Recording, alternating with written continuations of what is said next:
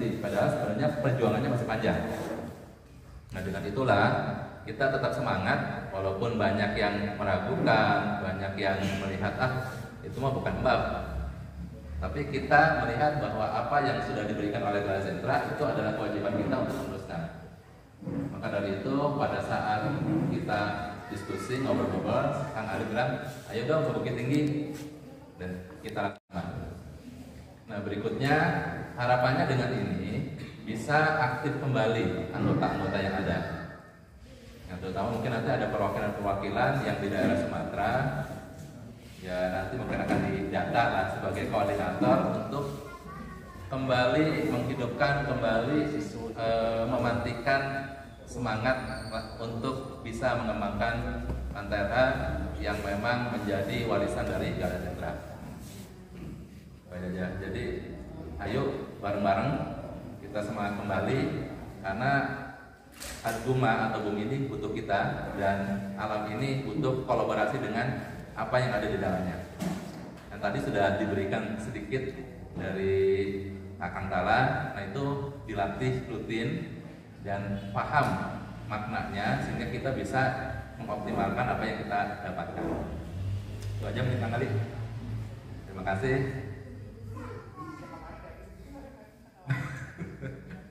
Ayo kesini aja kan, takutnya saya lupaan. Dan sedikit menambahkan pada malam hari ini, karena kita kan nanti sampai jam 8. Kenapa dibatasi jam 8? Karena Kang dan Teteh udah dari ini juga capek, ada yang belum makan, jadi kita batasi. Kecuali kalau kesepakatannya ditambah, nanti bisa kita tambah. Nah, tepat jam 8 secara simbolis oleh Kakang Tala itu akan ditunjuk ketua cabang yang baru di Sumatera Barat. Jadi dengan itu nanti kita akan membulatkan semangat, menyatukan tekad, melekatkan persaudaraan, dan kembali menjalin silaturahmi untuk meneruskan semangat, ajaran, dan keilmuan yang selama ini kita dapatkan dari Gala Sentra atau dari kami. Nah, ini untuk pembuktian bahwa manusia terhubung juga bisa. Contoh, Kang Tala di sini nih. Satu Kang Tala, tapi kita harus terhubung sama bumi. Jadi cari celah Di antara tegel, di antara keramik. Nah, ini juga nyala. Ada yang mau nyoba? Kalau saya tarik, Maju aja nggak apa-apa, Akang. boleh lampunya nyala. Kelihatan? Saya angkat kaki satu, nyala nggak? Nggak Nah, nyala. sekarang nempel lagi. Ya, nyala. Angkat lagi. Biru lampunya. Sama alat itu disalurkan kan? Disalurkan. Sebetulnya ya, disalurkan itu untuk kebutuhan kita fokusnya lebih besar. Tapi ternyata manusia sampai tidur aja ada energinya kok. Ya. Punya jabatan ini bukan berarti mempermudah hidup, dan jangan jadi iri ya yang lain. Ini malah mempersulit hidup sendiri. Jadi kalau ada apa-apa tentang lembaga, silahkan datang ke Kang Ali. Jadi bukan untuk sirik-sirikan ya, bukan untuk lebih masalah senioritas, tapi untuk ada apa-apa tentang latihan juga. Nih ada ketuanya di Sumbar nih, langsung aja datangin. Jadi kalau ada apa-apa silahkan dipersulit aja. Ya, demikian Kang Teteh udah unik.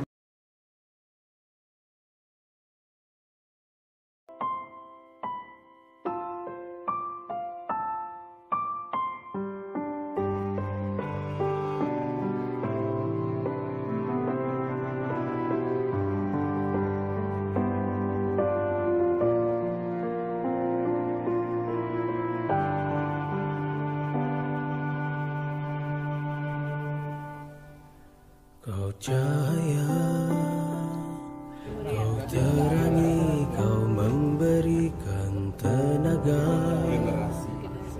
Kau karya terindah Sang Maha Pencipta. Kaulah sang lentera dan lentera menerangi kau memberikan cahaya, cerahkan di lantunan nurani bahtera, dan bimbinglah kami hai Sang Pencipta, tunjukkan hamba jalan cahaya Tuhan yang kuasa.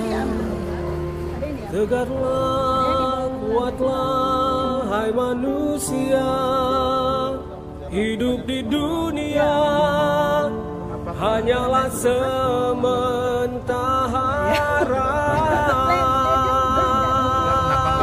Bersatulah dan kuatlah manusia,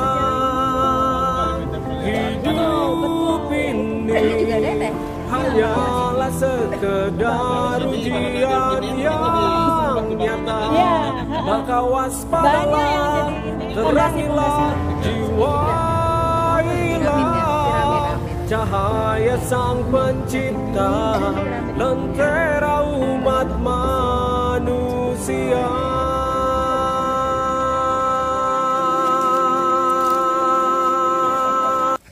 Air. Samfrazan, Akang Teteh. Ya, assalamualaikum. Jumpa lagi dengan saya Teh Rina dan Kang Fahmi. Ya, kali ini kita di mana, Kang Fahmi? Ya, kita sedang ada di situs Balubus ya, di daerah Payakumbuh. Kita sedang ada journey bersama dengan komunitas di Lentera.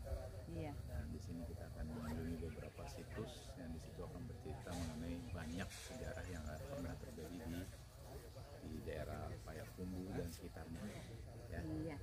Ya, sebenarnya Akang dan Teteh, kita ini dalam kegiatan yang diselenggarakan oleh Lentera Delomurian Meditation atau LTWM, di mana kegiatan ini adalah latihan gabungan nalusur dan bending, ya, yang dibimbing oleh Kakang Tala,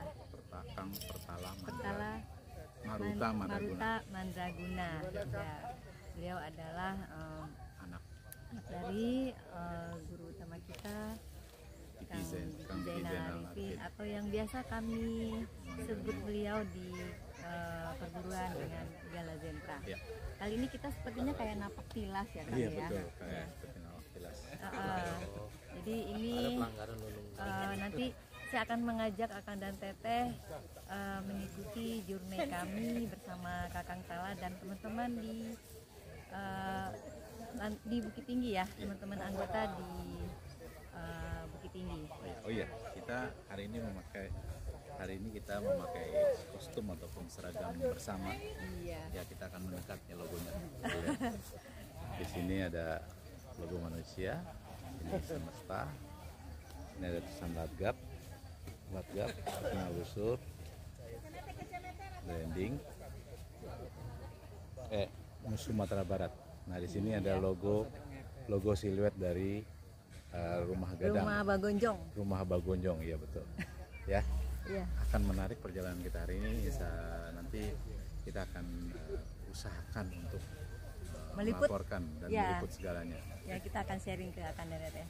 Nanti ya perjalanan nalusur kami bersama Kakang Tala. Ya, ini kita lagi kegiatan nalusur. Nih Kakang Tala. Kegiatan nalusur. Teh Sandi.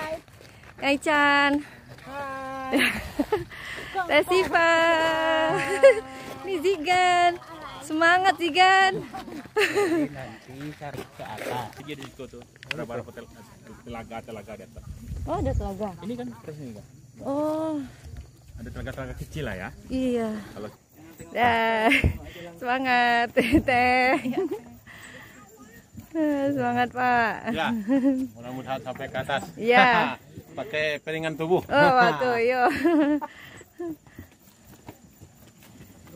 Sangat nih. Itu kayak air purifier gitu. Ya kayak gitu sebenarnya kurang lebih. Terus dibersihkan terus disebarkan Sebarkan lagi, dibalikin Sebarkan lagi. juga pasti alamnya mengolah juga. Mengolah juga jadi lebih baik. Jadi cara kerjanya mirip-mirip. Ya kita bersinergi lah dengan Iya, batu manda itu yang di ujung itu ya Kang Teteh ya. Situ seperti terlihat. Mungkin kalau di kamera saya nggak begitu ya, tapi kita melihat itu ada orang yang bisa mencapai ke batunya itu. Hanya rombongan kita tidak ya, tidak bisa untuk mencapai situ, butuh waktu yang lumayan ya Kang Teteh. Karena naiknya dari arah sini, arah sini.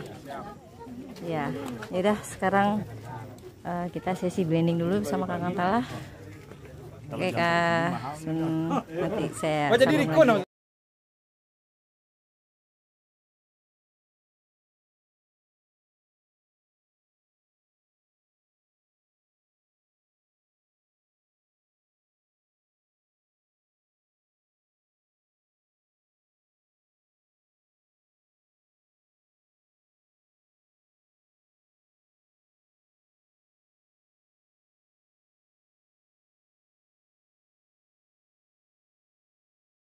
Ya itu ada. Bentar, kita ke sini dulu.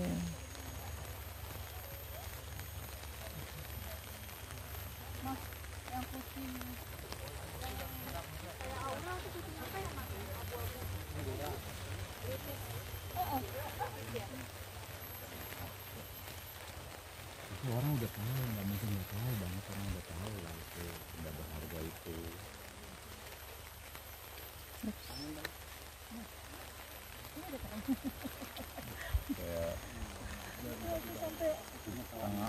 takut patah. Enggak. Dari campuran logam sama apa? Sama batu. Ya, lewat patera itu ya. Itu ya. Yang angkat ke sini Pak Ali. Apa ya? Enggak. Oke. Berapa lagi?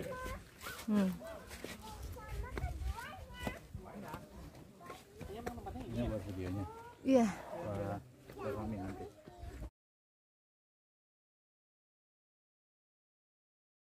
Pas habis megang tuh dirasain ke dalam diri, blendingnya nanti habis itu. Ya sekarang latihan dulu.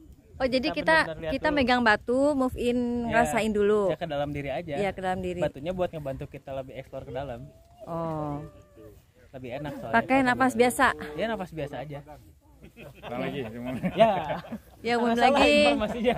Ayo ngumpul dulu. Ulangin lagi Kang Teteh. Batu itu maksudnya merasakan ya. Ya merasakan ke dalam diri. Ini lebih ke arah move in. Akan salah. Habis itu baru kita Blending. blend. Oke, mangga silakan.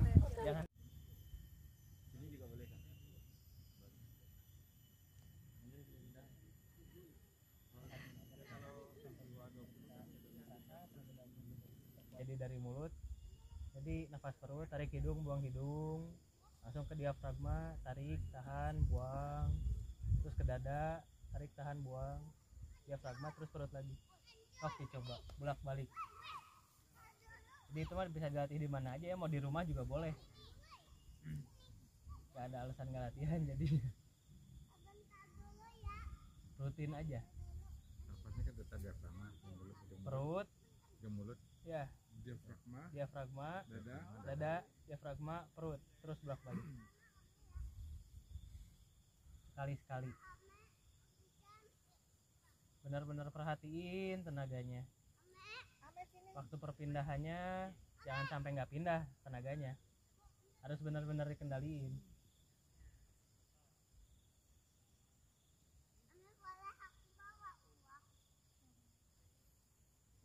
Kalau pengen lebih kerasa lagi sambil dirasain denyutnya waktu tahan nafas. Denyut di bagian, misalnya kalau misalnya lagi nafas diafragma, rasakan denyutnya di ulu hati. Kalau sambil nafas dada, rasakan denyutnya di dada. Waktu nafas perut, rasakan denyutnya di perut. Nafas perutnya perlahan banget, tariknya pelan, buangnya pelan. Rasain sampai seluruh bagian telapak tangan tuh berdenyut.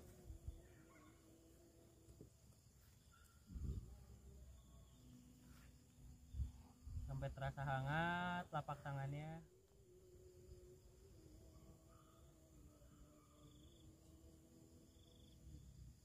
Kalau udah terasa denyutannya langsung blending masing-masing, bebas bergerak. Mau pindah tempat juga boleh.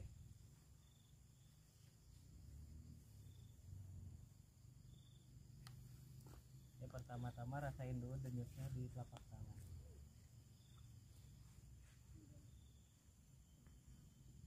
Kalau bisa setelah terbuka juga tetap dirasain denyutnya sambil mengikuti alur energinya, keluarin energinya, serap, olah, terus berputar, bersinergi dengan alam. Jadi jangan lupa denyutannya jangan sampai hilang.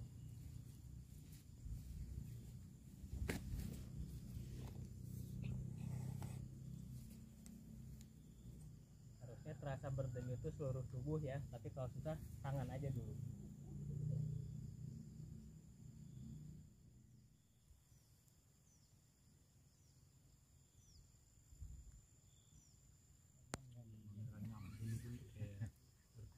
Berdenyut ya.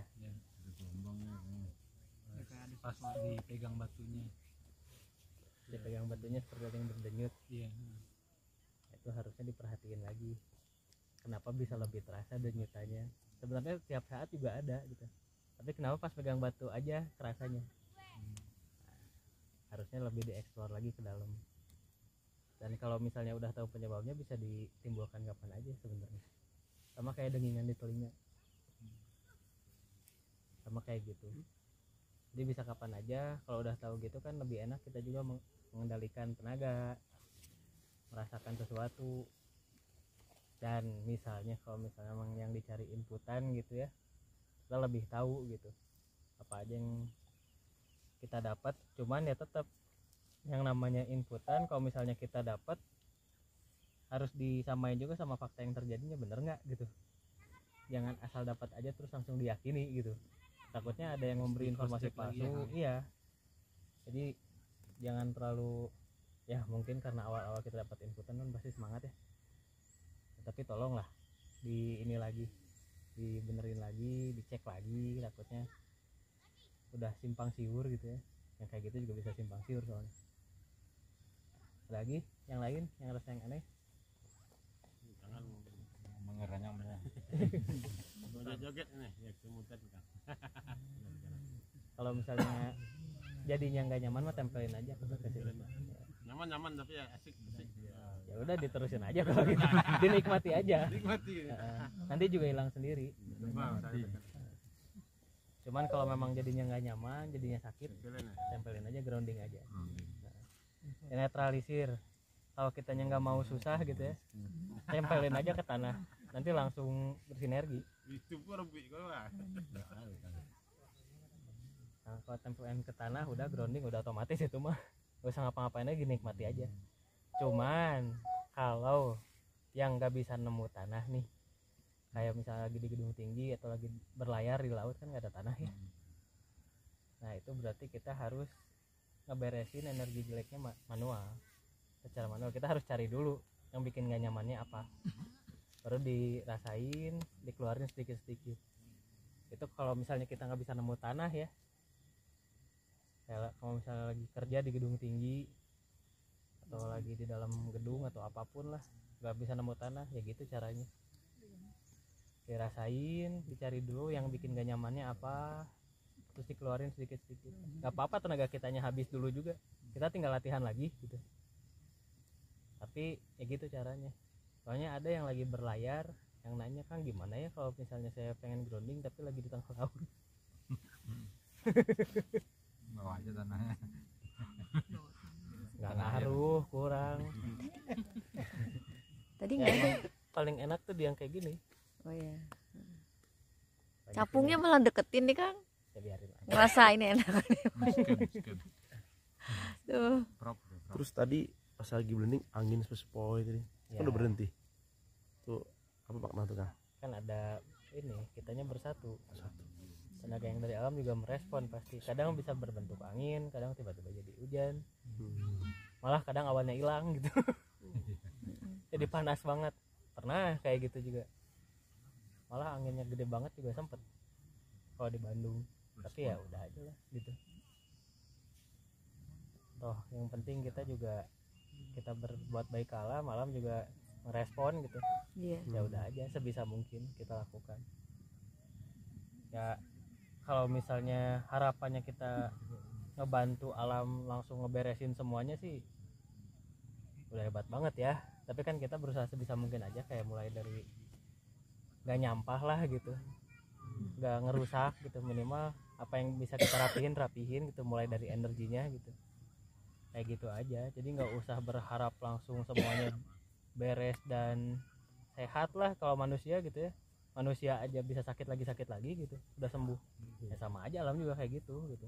Ya kita bantu rawat lah gitu biar nggak sakit gitu. Kayak gitu aja sebenarnya, bukan berarti harus terus-terusan aman gitu ya. Ya kadang harus ada sakitnya juga, ketidakseimbangan pasti terjadi gitu. Cuman begitu terjadi ya kita bantu urus lah, kayak gitu. Jadi bukan apa beres alam selalu gitu ya. Ya kalau lagi sehat ngapain diurus gitu.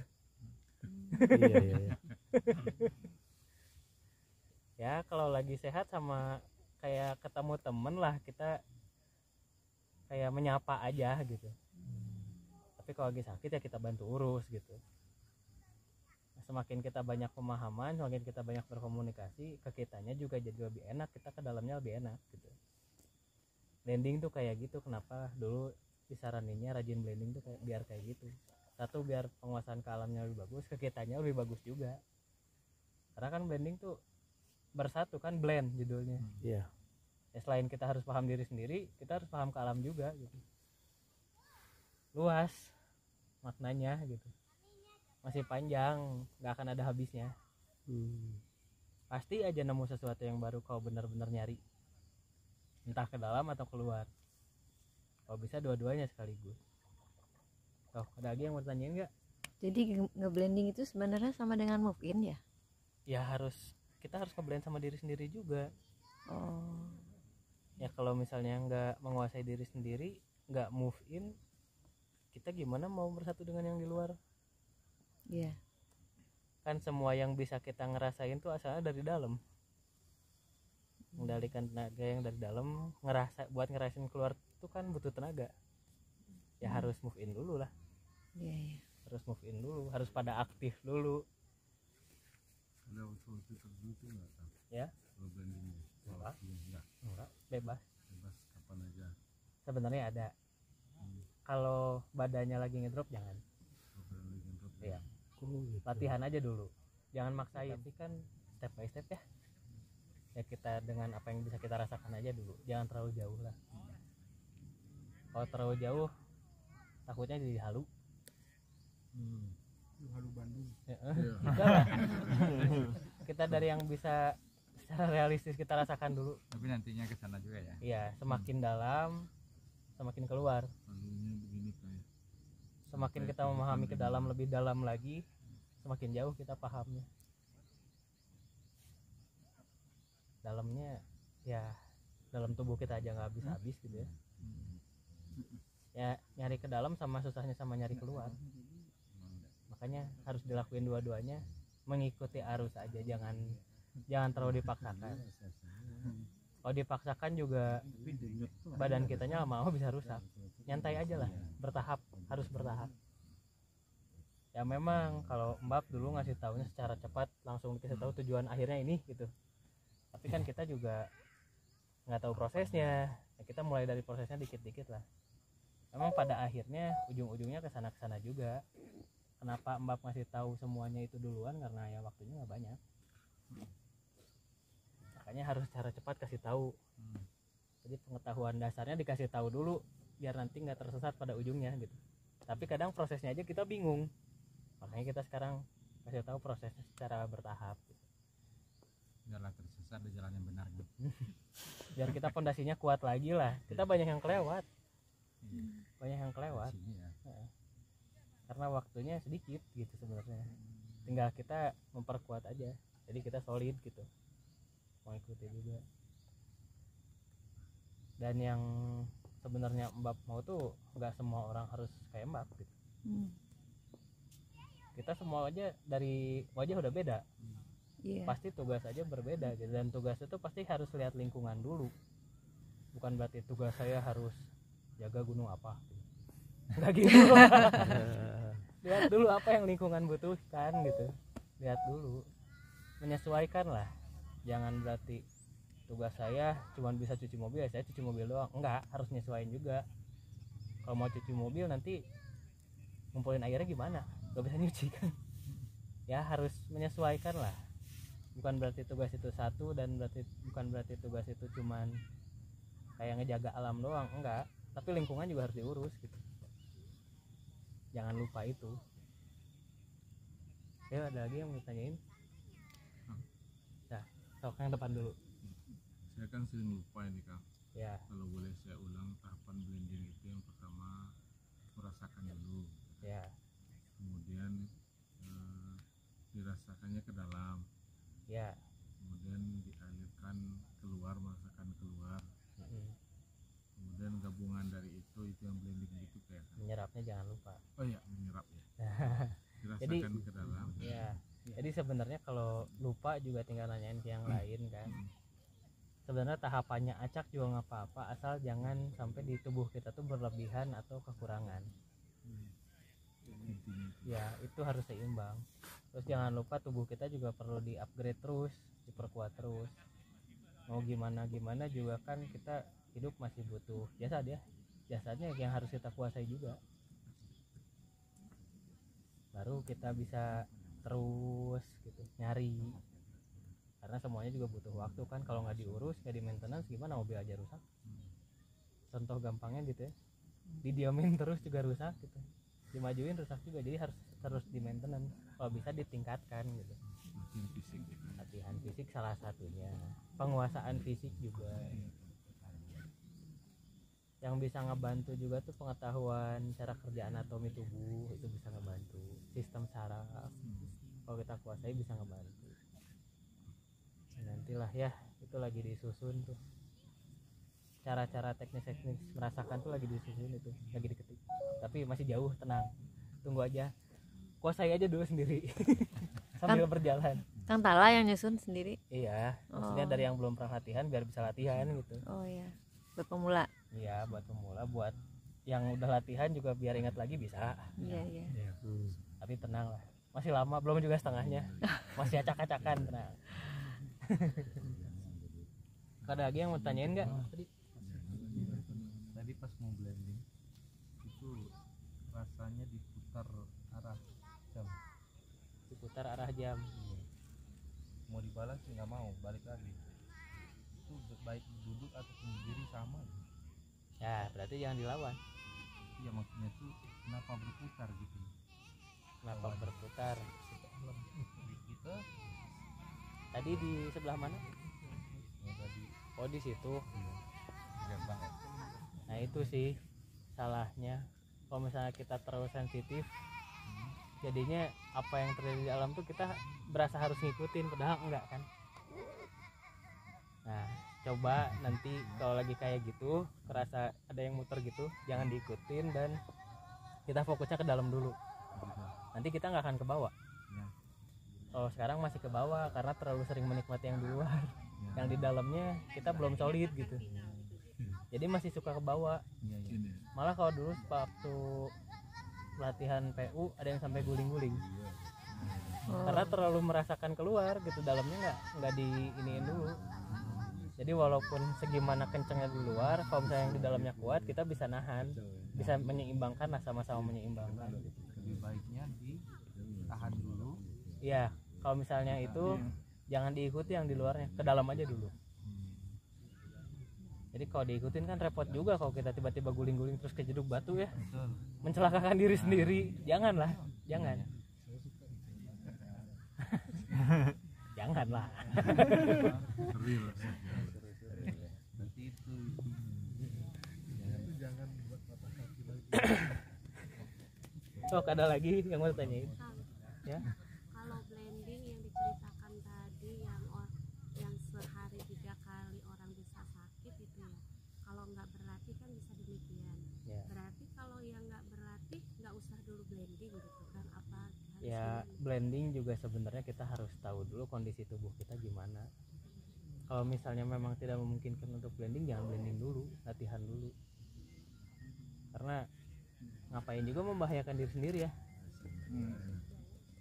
Kalau misalnya mau bisa, nggak masalah.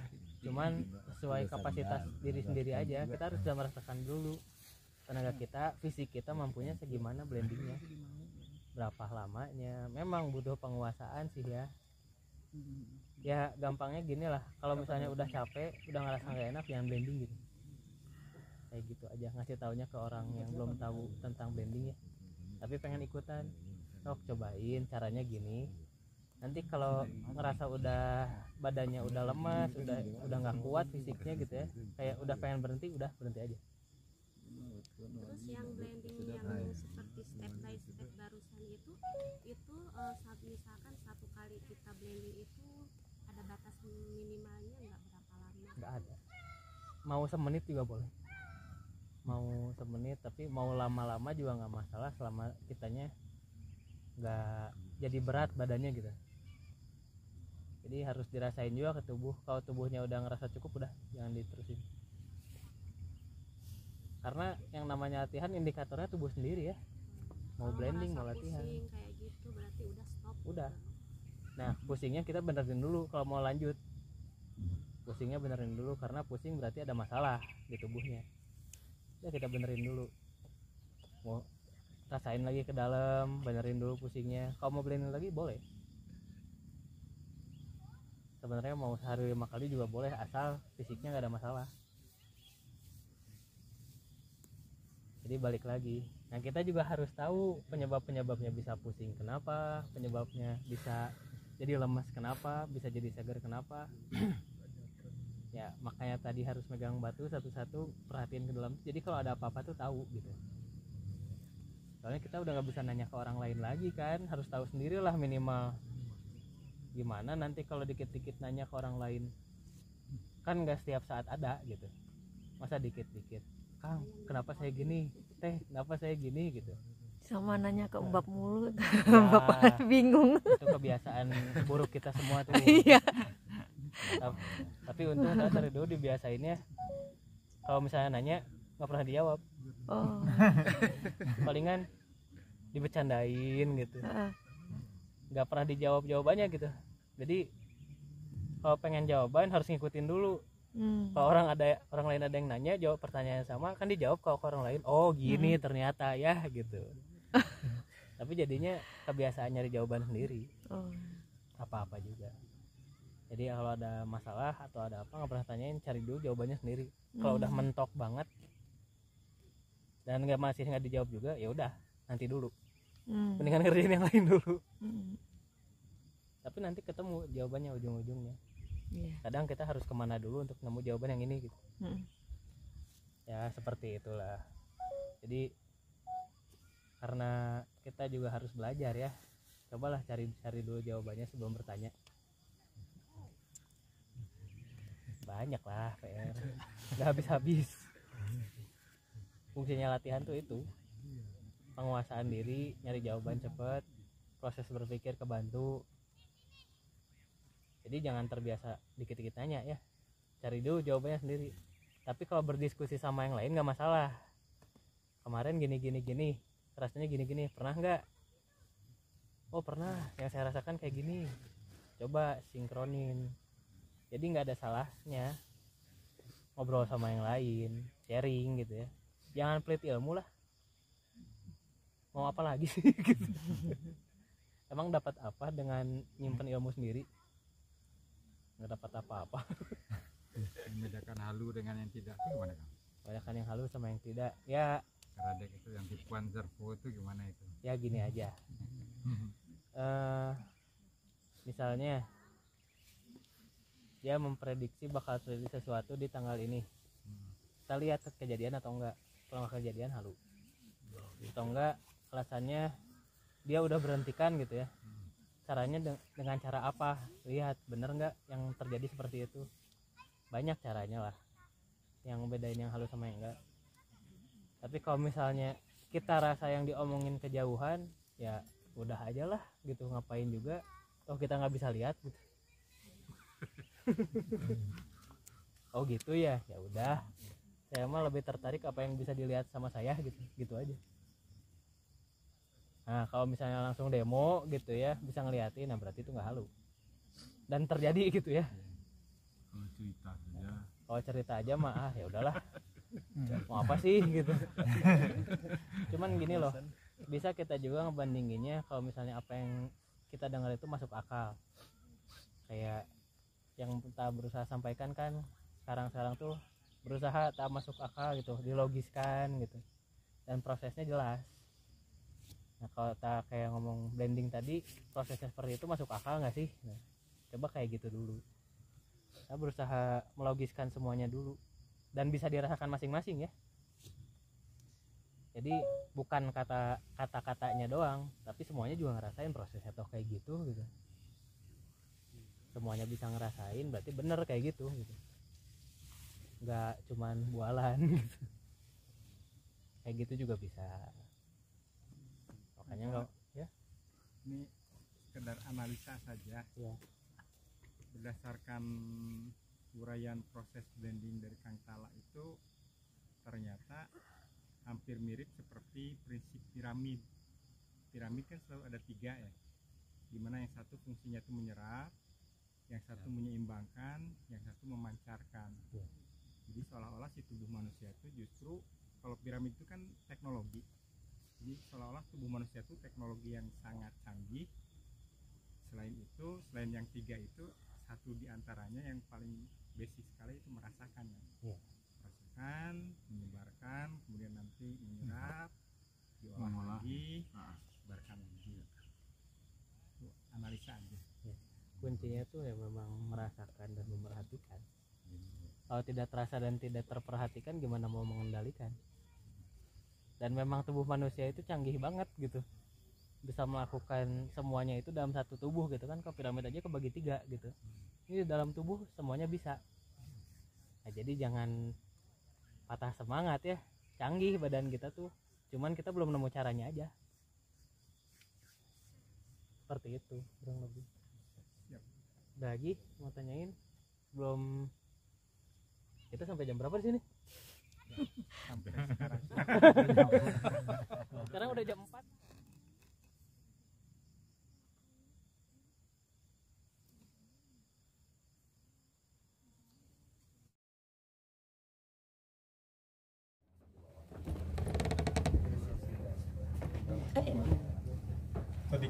Pelan-pelan.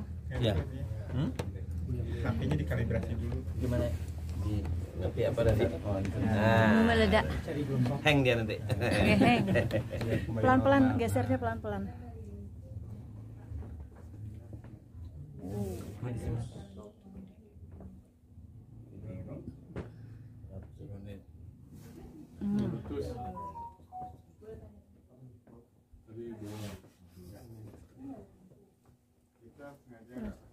Bawa kok. Kalau yang warna keemasan ini mah aslinya begini ya? Semuanya kayak gitu. Yang apa tuh hitam itu yang lapis kayaknya. Oh gitu. Semuanya emas kayak gitu, ke dalam seperti itu kan ada. Aslinya ya Pak ya? Aslinya itu. Ke bawah dulu kok. Pelan. Nurunnya pelan. Geser. 11 ya tadi. 11. Yang paling kuat di atas. Iya, atas. Geser ke ini kok. Ke sini. Ya. Pelan ya gesernya. Oh, itu tinggi. Naik lagi, naik pelan. Apa sejarah batunya, Pak? Sejarahnya nggak ada yang aneh nih Pak. Dapatnya dalam tanah. Itu aja sejarahnya ini kan. Di tempat ini dapatnya? Iya, di sini. Ceritakan sedikit Pak. Boleh. Dapat batu ini kalau menurut versi keluarga saya itu 600 tahun yang lalu. 600 tahun. Kurang lebih berarti 7 generasi gitu ya. Dapatnya pada saat nenek moyang saya itu mau memancangkan tiang utama buat rumah gadang ini. Pondasi. Nah, semacam pondasi. Batu ini kena hentakkan saat itu. Ini yang kena hentakkan itu. Hentakan tuh masa di Kena hentakkan seperti apa? Mungkin Pancang kena itu ya? pancangan atau apa gitu kan. Iya. Nah, pada saat ini kan cerita ini ya, cerita dengar aja ya. Iya, Pak. Jadi kebenarannya jangan ditanyain ini dulu. Iya. Jadi ceritanya tuh pada saat pancangan tadi mengenai batu ini, itu baru terjadi sesuatu kejadian-kejadian yang menimbulkan rasa euforia ketakutan bagi orang-orang pada saat itu. Iya. Kejadian itu hanya berlangsung seketika, tapi besok datang lagi gitu. Ada lagi, besok datang lagi sampai 14 hari lamanya. Oh, gitu. Sampai sebelum batu ini diambil. Iya. Kejadiannya berupa apa tuh, Pak? Ya misalnya seperti ada hujan panas, gempa lokal atau apa gitu ya. Iya, Pak. Ada gempa lokal yang mengiringi, ada hujan panas, ada petir tunggal yang mengiringi. Tapi itu satu kali dalam satu hari itu selama 14 hari lamanya. Iya. Tapi bersifat sekitar itu aja. Sehingganya menimbulkan rasa takut, orang menjauh sampai pada hari ke-14 itu diadakan rapat dan musyawarah untuk membatalkan bikin rumah di sini, keluar suara gaib gitu bahasanya. Ini kan cerita ya. Iya. Jangan dengan keabsahannya. Jadi kan kita orang sekarang ini dengar aja lah gitu kan. Iya. Jadi ya kita dengar aja kita dengar aja dulu. Jadi saya nggak mau dengar ada cimee lah gitu. Iya. Enggak loh, Pak. Karena kita orang 2 tambah 2-nya kan jadi 4 kan gitu kan. Iya. Kalau di sini 5 2 tambah 2-nya Bang, gitu kan. Jadi batu ada cerita seperti itu menimbulkan rasa takut sehingganya untuk ada keinginan untuk membatalkan bikin kampung di sini. Keluar suara yang tidak ada wujudnya untuk mempersilahkan untuk bikin kampung di sini, berikan nama kampung ini Palagan katanya kan. Ambil silakan kalian ambil nama saya adalah Batu Pendapatan. Bukan Batu Angke-Angke namanya. Batu Pendapatan originalnya. Palagan sendiri. Palagan itu nama. Diberikan nama kampung ini Palagan. Artinya? Nggak ada artinya Palagan itu. Cuma dikasih nama ini Palagan. Sampai sekarang Palagan namanya. Oh, yang seketekku aja Palagan. Jadi digali, rupanya batu ini 2 buah. Sepasang seperti jengkol. Ini adilah jengkol bagian atas ya. Jadi ini menghadap ke langit ya. Yang ini. Yang hitam ini menghadap ke dalam, berarti ke pinggan jengkol bagian dalam. Dan persis yang sama seperti ini lagi, yang itu yang nggak bisa didapatin sampai sekarang. Artinya pada saat itu dia bilang digali terus dia semacam ada tarikan ke bawah. Digali terus semacam ada tarikan ke bawah. Digali terus seperti ada tarikan ke bawah. Jadi makanya saya bilang ini beratnya berubah-ubah. Ya itulah dia. Yang angkat pun silakan aja coba. Jadi kan di sini kan bukan masalah orang strong tidak strong seseorang. Saya bilang orang berotot paling berotot di sini bisa ngangkat belum tentu. Saya bilang orang yang paling lemah di sini ibu-ibu lah bisa ngangkat gampang, insya Allah bisa. Jadi nggak bisa kita pakai apa retorika atau teori-teori yang kita pelajari di sini gitu. Jadi orang kuat tuh belum tentu dia bisa ngangkat. Ini berkaitan dengan sugesti kalau bahasa nenek moyang saya bilang gitu. Bahwa kalau dia punya sugesti yang kuat untuk merubah suatu keadaan atau meraih sesuatu yang diinginkan, dia akan bisa ngangkat batu angke-angke ini. Apabila dia penuh keraguan-raguan dan nyaris nggak punya kepercayaan diri, tidak punya keinginan apa-apa untuk merubah sesuatu, dia nggak bisa ngangkat batu angke-angke ini. Jadi kuncinya motivasi dan sugesti. Itu aja kuncinya. Termotivasi orang sakit mau sehat, insya Allah bisa. Kan gitu. Jadi kalau nggak ada motivasi ya nggak bisa. Orang yang nggak punya cita-cita, nggak punya keinginan ya nggak bisa. Artinya kuncinya sini sugesti kata nenek moyang saya. Sugesti, motivasi dan keinginan yang kuat untuk meraih sesuatu yang mungkin, merubah sesuatu keadaan yang buruk menjadi baik, merubah suatu orang yang sakit pinginnya sembuh, gitu maksudnya. Jadi bukan masalah terkabul dan dikabulkan gitu kan. Jangan salah gitu kan. Jadi dia mensugesti diri. Makanya di sini bilang beratnya bisa 1 kilo bisa. Bisa 5 kilo bisa. Bisa 100 kilo bisa. Yang jelas dos mini bisa ngangkat, itu aja kuncinya. Dos mini tahu kan? Itu yang paling kecil. Tanya kalau dos mini. Yang paling besar juara panco Indonesia tuh. Iya. Bahannya ototnya sebesar paha saya loh, nggak bisa ngangkat. Itu yang saya lihat. Yang datang yang nggak bisa ngangkat batu angke, dan itu mungkin ratusan juta orang yang kesini yang udah datang kesini sebagai objek wisata kan udah sangat bagus populernya gitu ya. Makanya batu angke diangkat. Makanya kalau datanya berapa beratnya, saya jawab, please angkat sendiri. Jawab sendiri. Jangan suruh saya jawab 1 kilo, 5 kilo, 30 kilo. Terkan abang-abang bilang senteng ini katanya kan. Itu. Jadi kita aja kuncinya. Kita main sugesti diri aja gitu. Ya, jangan aneh-aneh. Kakang Tala dulu coba. Siapa dulu? Tapi coba? cara ngangkatnya ada metodenya nggak Pak? Ya, Cara tuh. ngangkatnya. Kalau boleh izinkan coba dibaca di belakang dulu. Ada aturan mainnya, coba dibaca. Iya. Ada aturan mainnya, coba dibaca. Ikuti aturan mainnya. Tarik ke atas tuh coba. Nah, yang kayak gini coba. Berat. Enggak tuh berat tuh. Kalau segitu enggak berat tuh, ringan namanya. Kalau yang berat enggak terangkat tuh. Apa yang Adinda rasain gitu. Kan bisa nganggap ini tuh. Kalau karung biasa kan ditahan seperti apa? Ini semacam ada tekanan enggak atau gimana gitu? Ada. Tekanan, maksudnya kan ada pressure dari bawah gitu ya. Kalau kita ngangkat apa kan gini kan santai aja dong. Kalau ini kan ya seperti ada magnet. Gitu. Kayak ada itu berat lagi tuh. Udah lebih berat lagi dia tuh. Berarti artinya masanya lebih besar lagi kan itu. Makin lama ditahan. Iya, betul. Itu dia. Kalau diulang lagi? Coba aja silakan, enggak apa-apa. Ini diulang coba Bapak coba. Jadi ngangkatnya penasaran. Berapa kali lagi gitu kan. Bisa berubah-ubah ya. Ini berat ini. Lebih berat lagi. Terasa. Lebih berat dia. Kalau tadi dia Adinda lebih enjoy dia naikinnya kata. Kalau ini agak lebih powernya lebih keluar gitu. Oh jadi makin besar itu. Makin enjoy. Coba Pak. Ya ke arah atas ada tetalu. Oh khusus Kang Isan. Kang Isan tetalu. Ya. Video saya itu udah. Oh bisa. Keren. Seperti anak Kang Dik kita ini Gampang ini berat. Waduh. Ini berat ini. Berat ini. Jangan dipaksa, Kang Isan jangan dipaksa. Berapa Bang kira-kira Bang? Ini berat ini Bang. Ini dipesan oleh bangsa Krairon, bangsa Mosram. Dipesan bangsa Mosram, dibuatnya ini ya, kodenya ada di sini. Bangsa Mosram. Ya.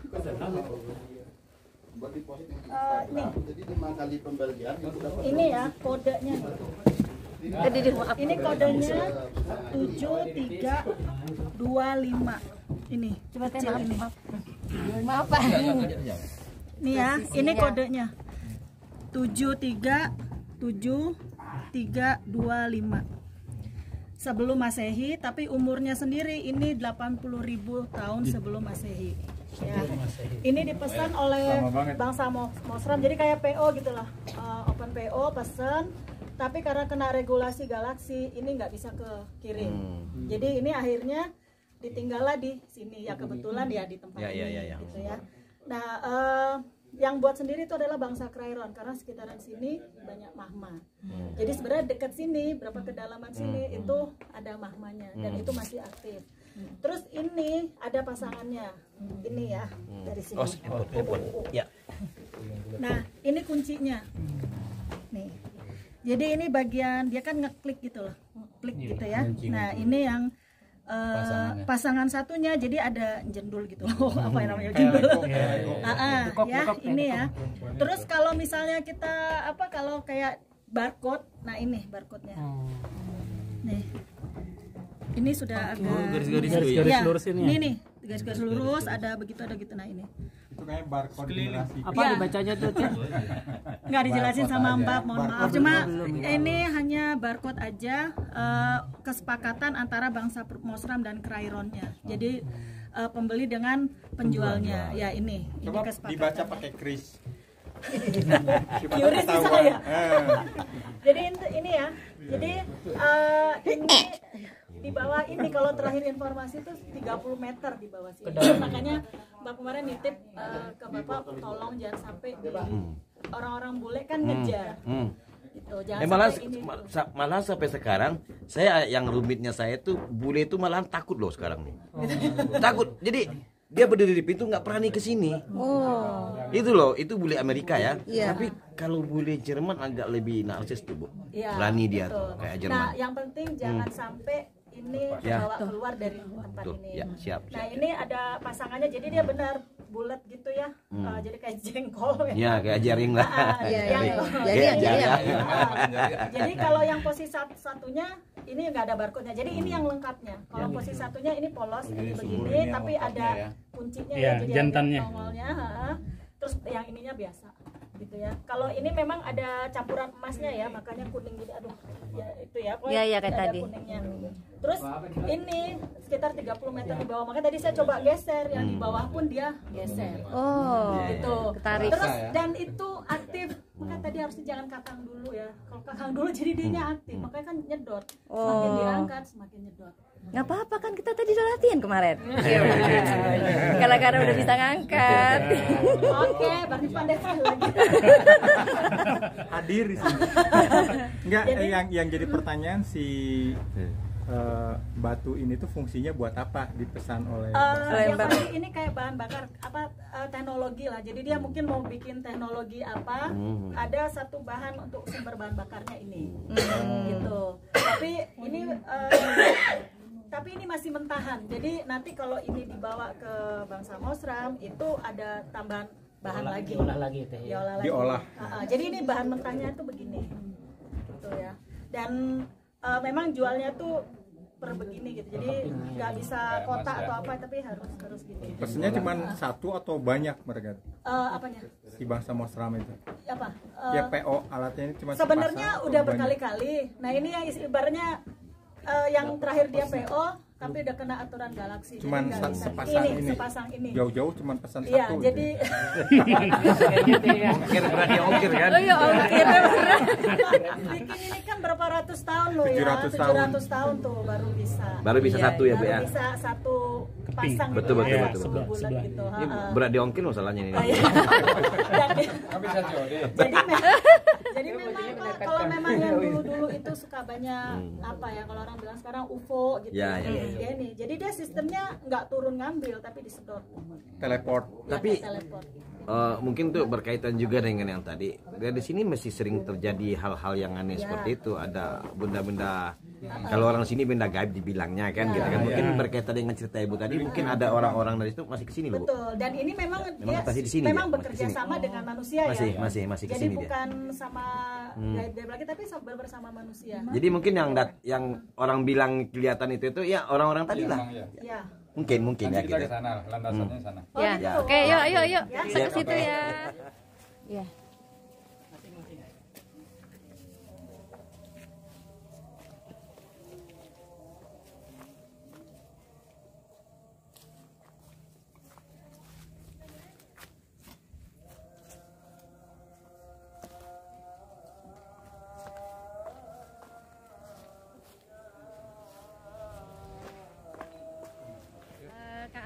Gimana pesan dan kesan untuk acara yang kita ini sudah selesai ya acaranya, kira-kira apa pesan dari Kak Ali sebagai cabang dari Sumatera Barat ya, ketua cabang, koordinator cabang. Baik, terima kasih kawan-kawan dari pusat dan dari Lantera dan juga yayasan. Semoga ini adalah awal untuk bersatu kembali kita Lanterayan yang ada di Sumatera Barat, dan ingin mendalami lagi universe atau bahasa sininya alam terkambang jadi guru. Ada istilah pepatahnya, kalau dilepeh selebah kuku, kalau dibantang selebah alam. Itu yang universe kecil dan universe besar. Moga-moga kita semua bisa mengambil hikmah dari perjalanan lakab kita ini. Kira cukup sekian, terima kasih. Oke, terima kasih Kang Ali, semua pengurus dan anggota dari Lantera Bukit Tinggi. Terima kasih untuk telah menemani kami panitia di Jakarta dan juga rombongan dari Kangkantala. Mohon maaf ya kalau ada kekurangan. Ya Kang. Ya, demikian Akang dan Teteh di channel Bumi Narveda. Saya akhiri dulu untuk perjalanan kami nalusur ke Sumbar.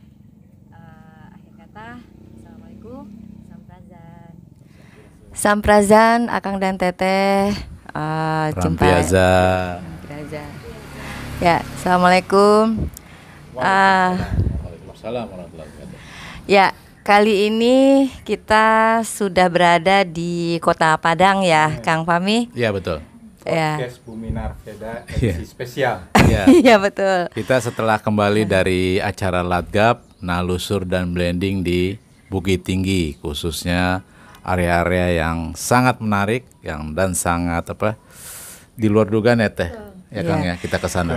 Kita mulai Latgab blending dan nalusur itu dimulai dari hari Jumat ya, sampai kemarin hari Minggu. Sabtu Minggu selesai. Jumat 1 November sampai 3 November. Ya. Oke. Kali ini kita kali ini kita sudah bersama dengan narasumber Kang Deddy Misbah dan Teh Sandi. Mungkin Akang dan Teteh di Bumi Narveda masih asing ya dengan wajah yang Teteh yang cantik ini. Sekarang ya, tidak asing lagi, asingnya cuma sebentar. Ya, beliau juga salah satu dari pengurus Lantera. Beliau itu sering nalusur ya bersama Kang Diki Zainal Arifin. Ya selalu mendampingi. Jadi ada dokumentasi dan catatan ya Kak Teh Sandi ya. Ada beberapa. Ya, jadi di acara kita korek aja. Iya benar. Jadi pagi ini kita ada sedikit kupasan setelah apa yang kita lakukan kemarin selama 3 hari. Kang Deddy dan juga Teh Sandi akan coba mengupas dan memberikan informasi lebih jauh ya. Iya. Ya, begitu ya Teh? Iya. Kita mulai saja. Ya benar. Jadi begini, memang Gala Zentra ya biasa kami sebut beliau guru utama kami Kang Diki Zainal Arifin dengan sebutan Gala Zentra sudah mengajarkan kepada kami untuk nalusur ke seluruh Nusantara beberapa tempat. Beliau mengajarkan kalau leluhur kita itu sebenarnya mempunyai teknologi yang canggih ya Kang Deddy ya. Jadi makanya itulah salah satu tujuan kami ke Sumatera Barat ini. Selain juga untuk bersilaturahmi dengan teman-teman di Bukit Tinggi. Juga Sumatera yang lain karena ada yang dari Riau, dari Batam, dari Medan. Iya, dari Medan juga. Iya. Kita mulai dari mana ini, Kang? Oke, kita mulai dulu dari hari yang kedua kita nalusur. Iya. Kemana Teh kita hari kedua nalusur? Hari pertama kita latihan ya bersama Kakang Tala. Nanti Kang dan Teteh akan saya lihatkan beberapa latihan dengan Kang Tala. Hari Sabtu itu kita mulainya di Nagari Mae ya Kang ya. Nagari Mae. Sebelumnya di ini dulu ya. Sebelumnya kita ke Bukit Guguk dulu. Iya, di hari Sabtu itu. Sabtu, Guguk Megalit dan situs Balubus ya. Iya, situs Balubus. Ya. Di situ waktu itu Gala Zentra sempat ke sana ya, Teh Sandi. Bisa diceritain ketika itu? Kalau untuk situs Guguk Megalit itu sebenarnya sih kita diinformasikannya bahwa itu ada tugu ya di tengah-tengahnya itu. Jadi sebenarnya sih mereka mau ngasih tahu bahwa ini tugu itu udah lama sebagai penanda kayak batas kota yang seperti itulah ya. Cuma waktu kita datengin ke sana, justru Mbak Pitu masa Gala Zentra itu malah tertarik dengan bangunan yang di sebelahnya.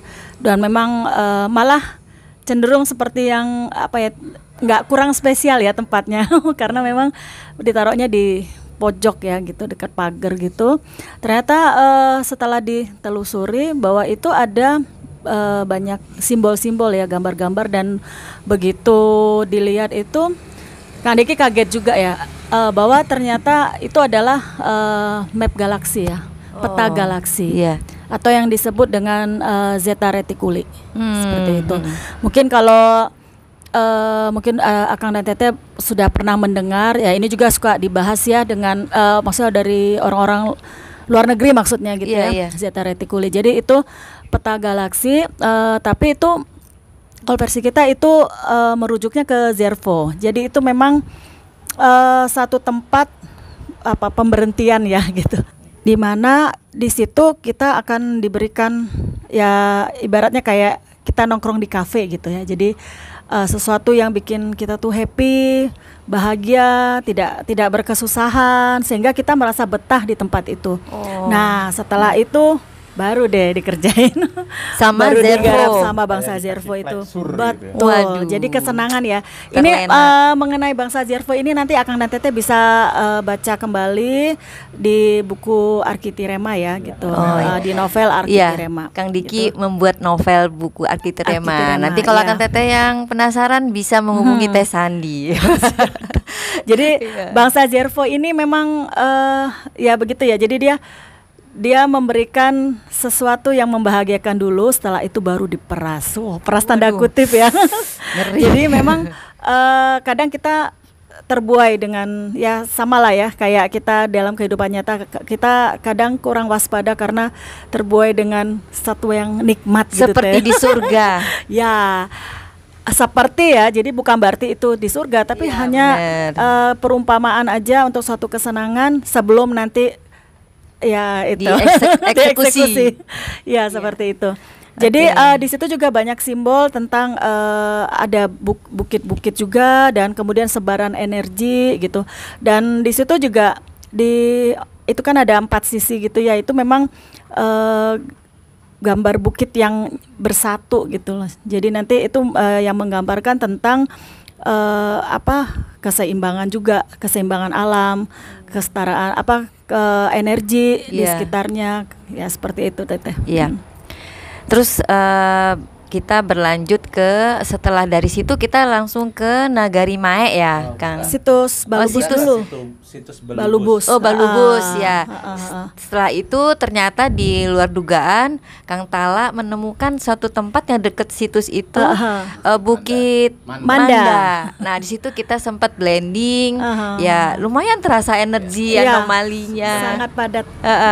Kita sebelum ke cerita di Bukit Manda, di situs Balubus itu kita ngeliat ada satu menhir yang 2 sisi, itu ada menggambar seperti ada ukiran ular besar ya di situ. Terus ada beberapa simbol yang mungkin Teteh bisa jelaskan kepada teman-teman bukit bukit lagi ya, Bumi Narveda. Itu cerita dari Gala Zentra ketika itu? Jadi situs Balubus ini memang menggambarkan tentang energi ya, tentang energi, dan kemudian ada beberapa simbol Trondalo. Jadi di Trondalo. Bagian depan itu ya, bagian depan itu situs Trondalo. Jadi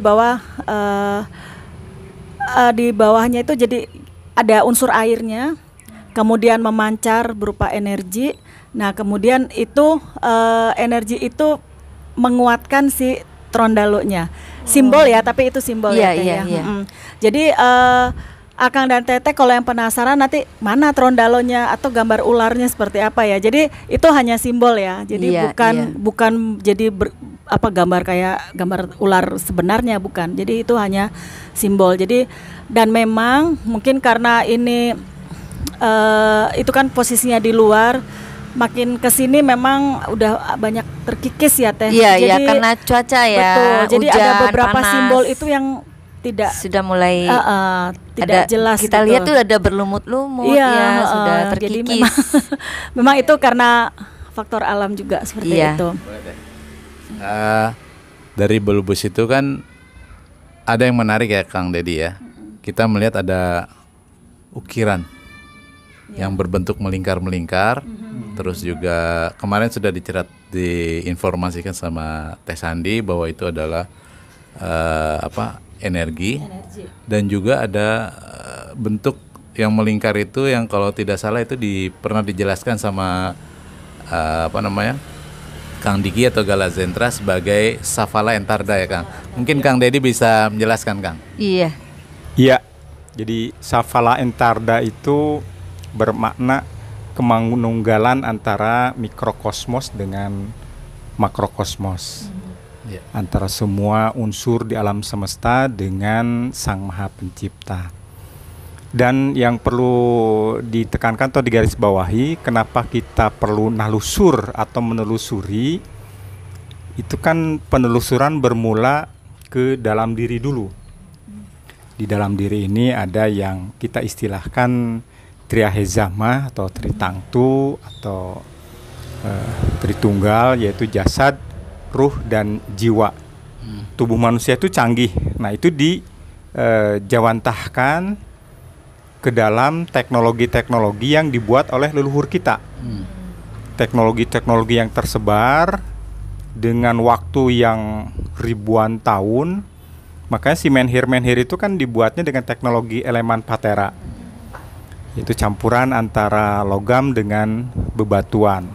Saphala Entarda sendiri di sisi yang lain itu bermakna keselarasan dan kemakmuran.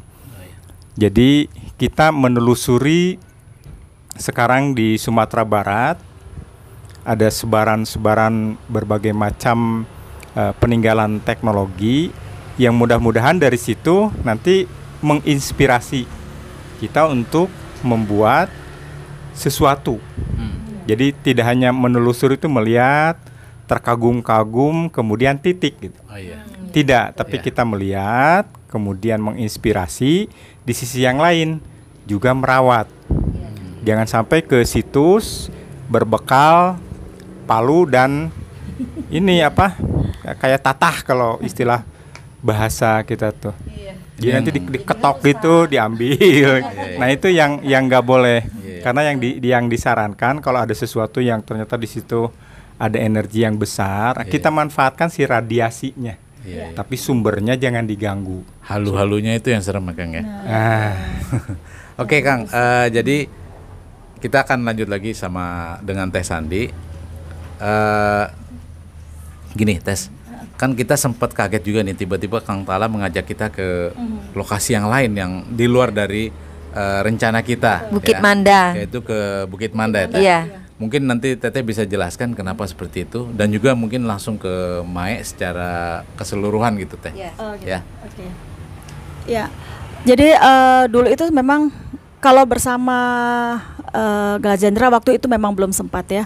Memang sudah diinformasikan karena daerah Balubus itu memang ada satu energi yang memancar yang sangat kuat banget gitu waktu itu. Cuma karena keterbatasan waktu kita tidak sempat ke tempat itu. Nah, kebetulan kemarin kita akhirnya kesampaian ke Bukit Manda ya. Berarti yang neruskan Kang Tala ya? Ya, betul. Jadi tetap ada ya.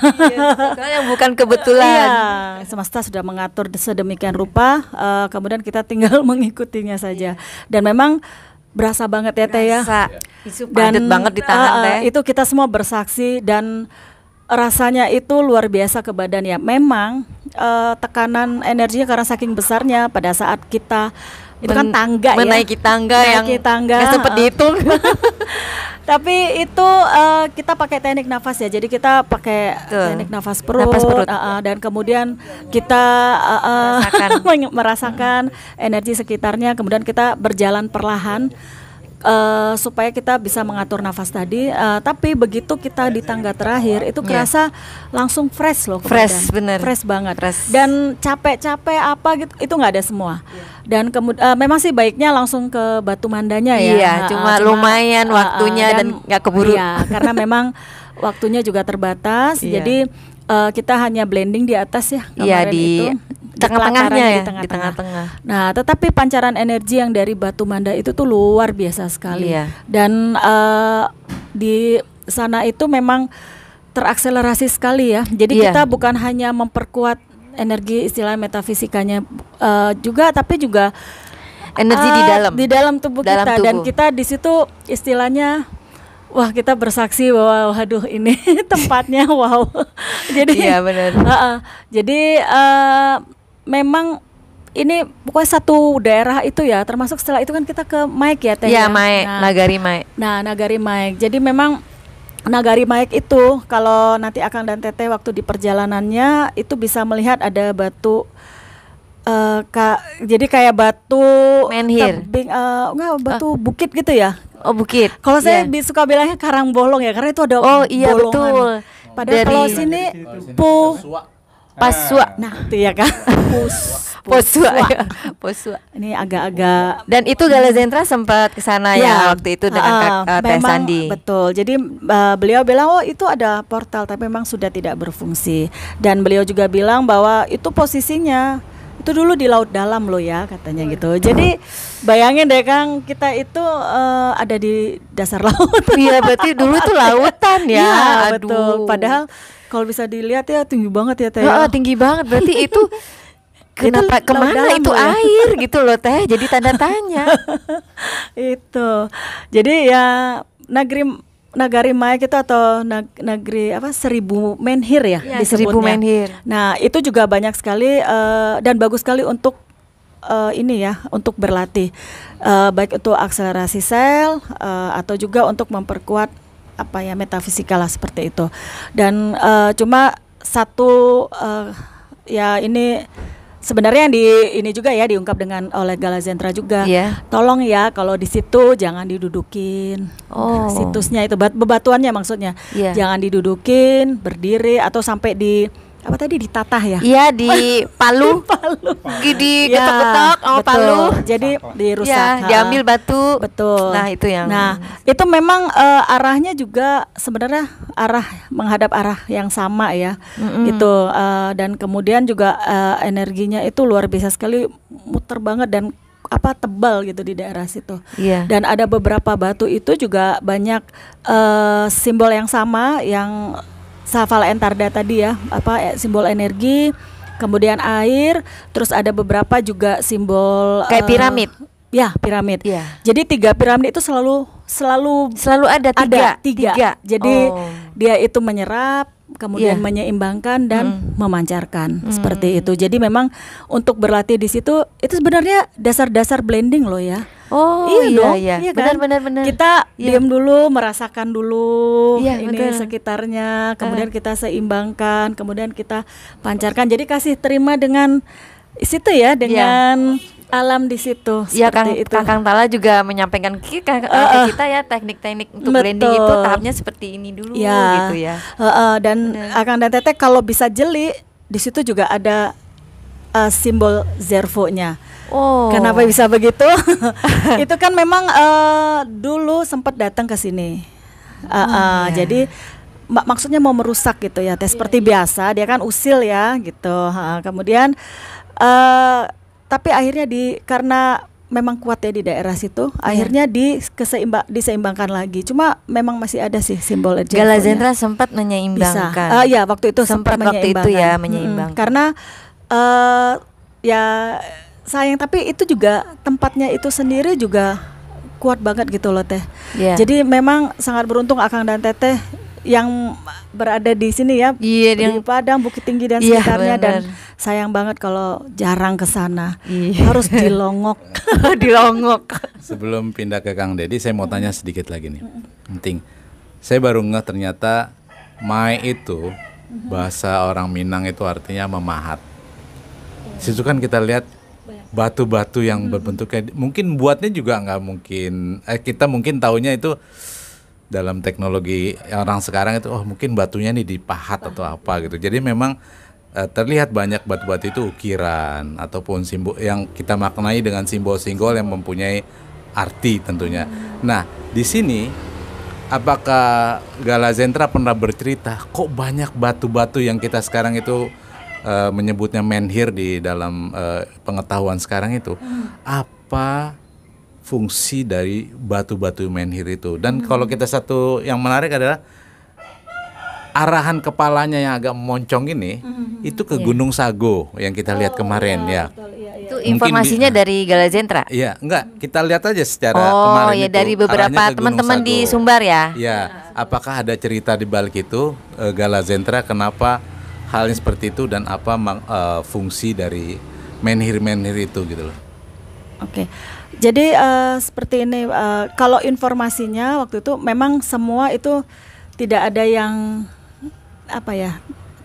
bukan dipaksa atau dipasang seperti itu, Kang Fahmi. Jadi memang itu terjadi secara alami. Jadi tarikan energi yang sangat kuat itu yang mancar dari Gunung Sago tadi. Nah, kemudian batunya ini kan bukan sembarang batu ya, Kang dan Teteh. Itu seperti baterai ya. Jadi memang dia itu memancarkan energi. Jadi kayak nyambung gitu loh. Jadi kayak tarik menarik dengan si Gunung Sago tadi. Nah, ini kalau diukur pun bisa ya. Ada beberapa batu itu memang seperti yang hidup gitu loh.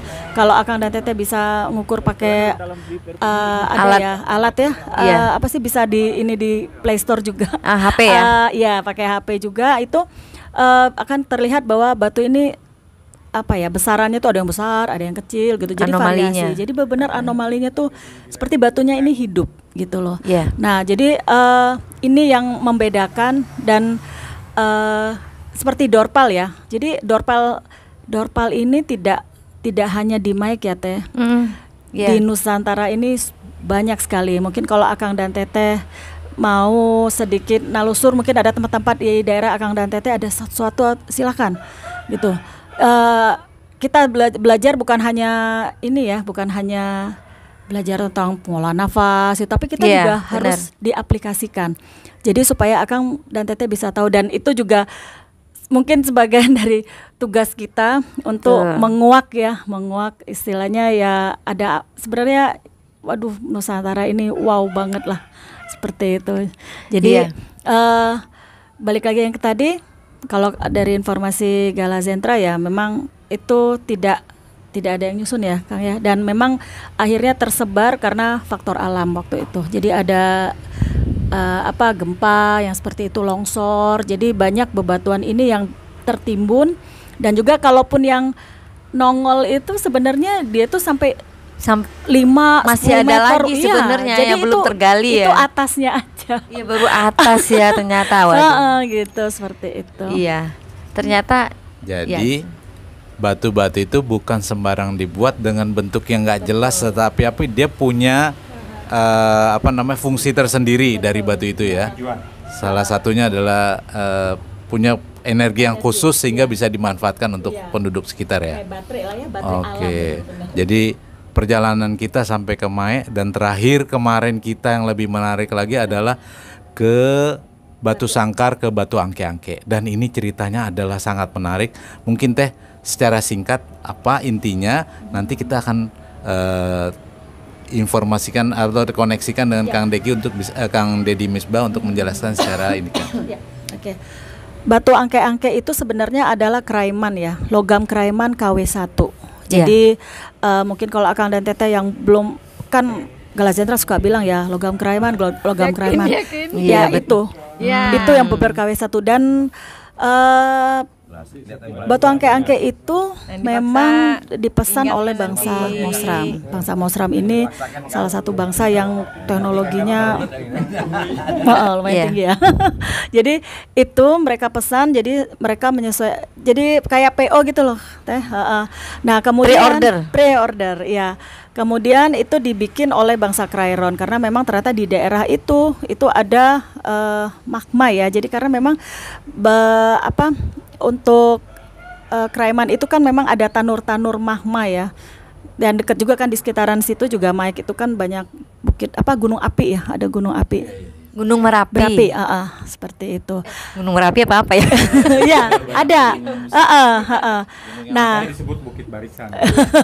Jadi kebetulan di daerah situ, dan itu bentuknya itu seperti jengkol ya, jariang. Ya, jariang. Cuma pada saat jadi itu PO itu tidak bisa terbawa oleh bangsa Mosram karena sudah kena aturan galaksi ya. Jadi akhirnya ditinggallah di daerah tersebut, kemudian digali oleh penduduk setempat dan dapat, tapi hanya sebelah aja. Jadi mungkin karena waktu faktor alam atau apa jadi terbelah ya. Jadi dia tuh ada di tengahnya tuh ada kuncinya gitu, dan kebetulan yang bagian yang lengkapnya justru Teh yang tertinggal ya. Maksudnya yang satunya lagi tuh ada di dalam rumahnya ya. Di dalam tanah. Betul. Ya, itu sekitar 30 meteran, sebenarnya nggak terlalu dalam ya. Tapi kalau mau digali itu akan lebih dari 30 meter dan nggak bisa. Jadi memang disarankan waktu Gala Zentra bilang juga nggak perlu digali lah gitu, biarin aja di situ. Nah, di situ juga ada logo, simbol-simbol, ada barcode-nya juga.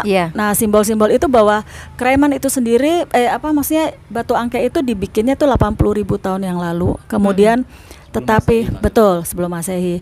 Tetapi tahun pembuatannya itu sekitar ada simbolnya yaitu 73.235 tahun sebelum Masehi. 73